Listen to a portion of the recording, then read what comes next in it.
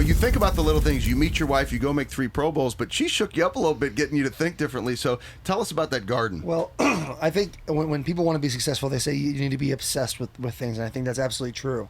Anything that is worth fighting for, you need to be obsessed about. But it's also about being obsessed from a more diverse standpoint. So it's not just focusing. I need to focus so much on being successful in football. I need to make sure my weights are here. I can lift this. I can run this far. It's also, being obsessed about being a good person, being a good father, being a good husband, and being a good friend.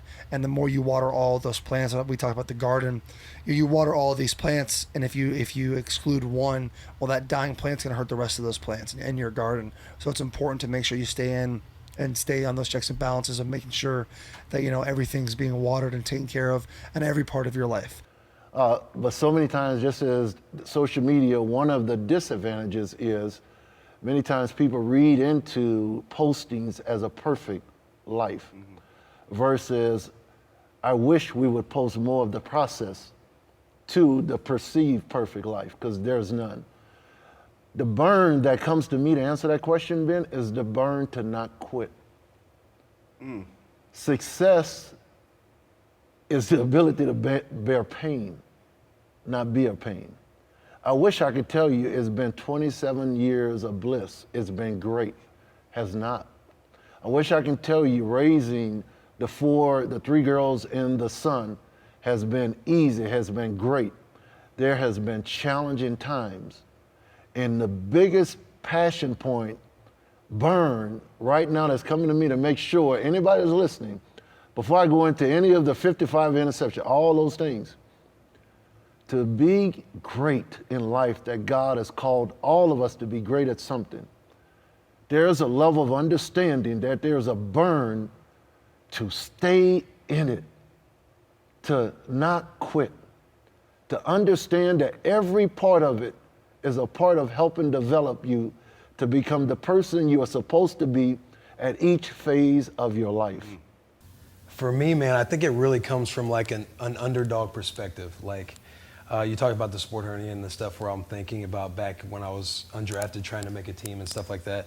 It's that thought of people doubting and the stuff that would it'd be like laying in bed at night and stuff just keeps you up because you're thinking of stuff that just you want to accomplish so bad because you know what you're capable of, right? It all stems around that underdog mentality of people doubting, and you just know what you can bring to the table. And I'm just, that kind of stuff always keeps me up, and I'm always trying to find ways to tap into my potential, and also as I'm doing that and once I'm doing that, taking that value and putting it into, say, whether it's my teammates or just other people's lives. This is something that has helped me tremendously.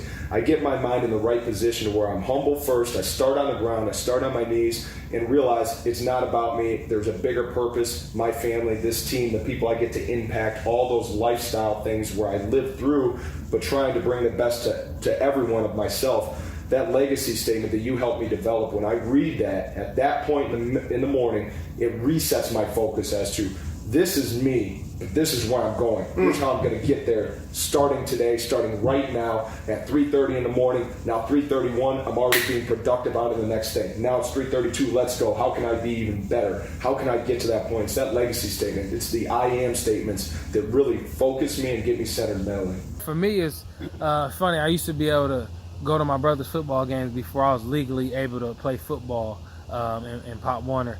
And I remember being on the sideline with my dad, I just couldn't wait to get out there. He's like, no, you gotta wait your turn, your turn.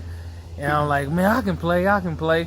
And then it wasn't until 9 when I was able to play, and he was gone by then. But from that moment on, and when I started playing football, a lot of the memories of me being on the sideline with him racing across the street to the garage was like, okay, I always want to play, but now it's a different meaning. The love of the game became even deeper because of those memories that I have with my father. Remember that last thing you always say, legacy, carry on your mom's legacy.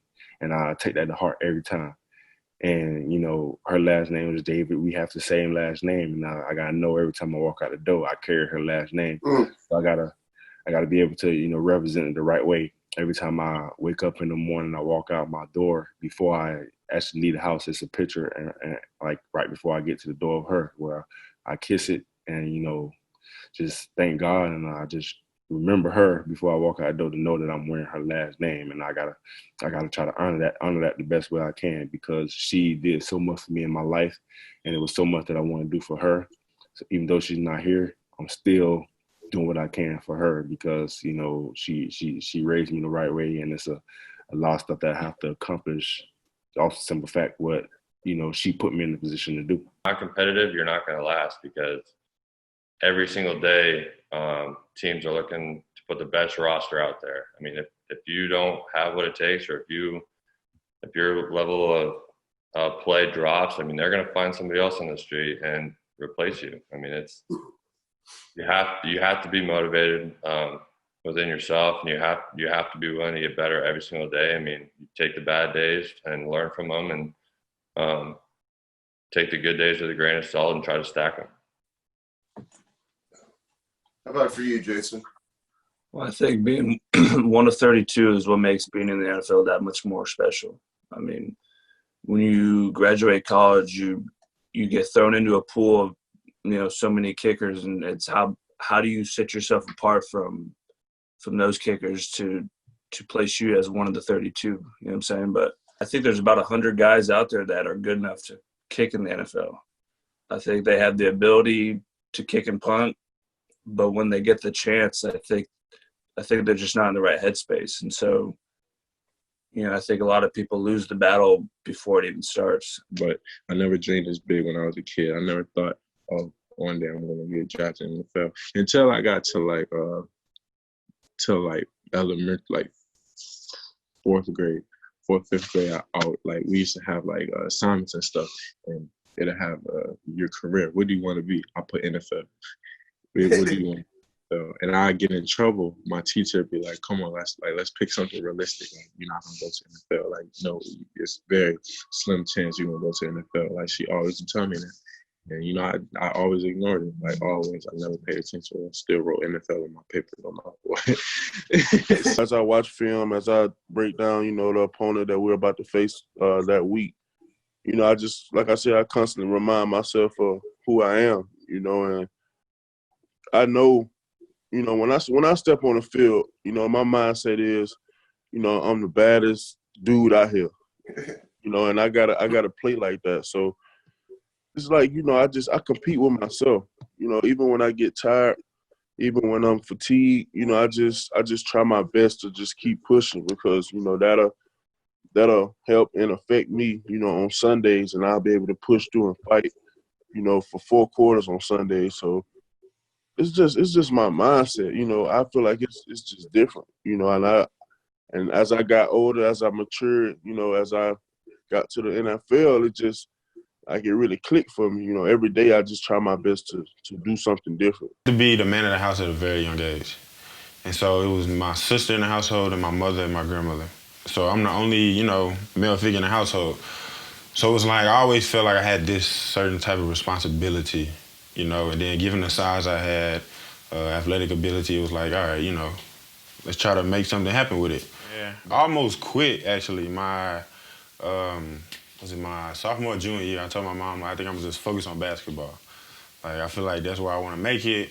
But she told me, there's no way. She shut it all the way down, that's not happening. Was it because of your size? Was it because of... she thought football was what was going to be my calling. She didn't want me to give up on it. And, I took her advice. I stuck with it. And then, the next year, everything just blew up. I got to play varsity my junior year, produced a lot, and then the dice just started rolling. And that was the message. It was like, you have to, at some point, be uncomfortable with what you want to do, because if you continue to set yourself in a comfortable goal or a comfortable setting, that's what you're going to achieve. You're going to achieve what you've done before. And obviously, North Dakota State had been really successful for a long time, and I got to be part of it. But we were coming off the first time we hadn't won a national championship, that's when I wrote these goals. It was that off season, and guys were fired up and wanted to go improve, and the whole thing was, how can we make it better? How can it, when I leave in 2 years, let's make this thing better than it ever has been. And so it was really uncomfortable for me to sit down and write some really big things, like you said, and winning a national championship and doing all these things, and making an NFL roster. Like, that stuff was uncomfortable for me. College, really, when I was growing up, I was just a self-motivated kid. I really was. I wanted to be the best at everything. Like, I didn't even like school, but I wanted to get A's because I wanted to beat other people. Like, that's just how I was. So I was kind of, I don't know if you want to call that lucky or not, but I was a really competitive kid. My parents could tell you that for sure. So that was kind of why I was motivated. I never really thought about it when I was younger. Even through high school, like, I just liked competing. I liked to play. But the older you get, the more you realize, like, different things for motivation and why you do things. Like, why am I going to this fall camp, for 12 hours a day and beating the heck out of myself? Like, why am I doing this? And for me, like, what I like to tell people is if you can find a reason bigger than yourself, if you do things not just for yourself, because you can let yourself down and it's easy, right? Like, I don't want to get up out of bed and do this, but I'm only cheating myself. When you realize you're cheating other people and when you're affecting other people, that for me was the biggest motivation. Sometimes as you go and, maybe if things are going, great, you might forget about the bigger picture. You may kind of lose sight a little bit, or you might kind of lax off a little bit if maybe you're winning a lot, or even maybe if you're losing a lot. Like, you could always lose sight. So for me, of course I was always driven and I was always ready to go. But there were also times where, I didn't feel like practicing. There were also times where, I was tired that day. And like I said, I wanted to make sure I didn't let my coaches down. I didn't let my teammates down. So, I always played hard, no matter what it was. So, I think that's just, that's something that has that, that's part of that burn in me that wants to be great. And that's something that fueled me. I had a lot of adversity when I first came in, guys, coming from a very small school. And for Bill Walsh, the head coach for the San Francisco 49ers, to draft me in the first round, and I was the 16th player taken, there's a lot of expectation.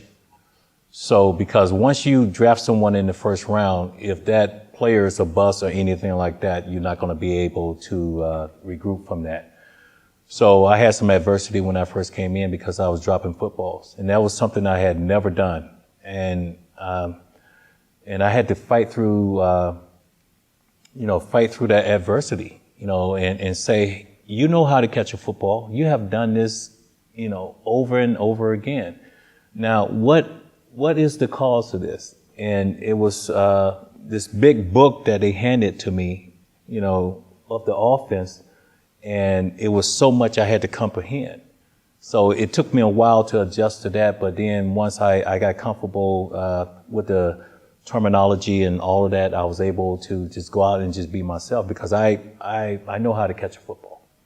And I prided myself on that. It's a number of things, the burn. I think, one, I truly have a vision to leave a legacy and to in some capacity impact this world beyond just taking care of my family and doing the things that I know that the monetary benefit from playing in the NFL could provide. So I think the first burn is, like, what does that legacy look like? Like, what did I do in this world? Like, one day when I'll be gone, which I don't know why I think of, like, the reality of one day I'll be gone. And when I'm gone, what will my mark on this world be? And it was gonna be, what are you gonna do, Jonas? What are you gonna do to make sure that all the people that sacrifice for you, all the sacrifices you make for yourself, I had to make sure that I knew that all I was gonna do was take that next step. Whatever it was, whether it been the recovery process, whether it would have been, a process of trying to figure out what agent I would sign with, how I would get in the NFL. I knew no matter what, my goal of playing in the NFL was gonna be there. You know, a lot of it, you know, has to do with, you know, how I was brought up and how no matter what, me and my mom used to always say, hey, your plan A is your plan A. You know, put everything you have, put all your emotion, all your strengths, everything into something, and then it's gonna work out. So that's a part of it. But I think along the way, as you grow as a person and you go through these different things, you have to find different things to motivate you.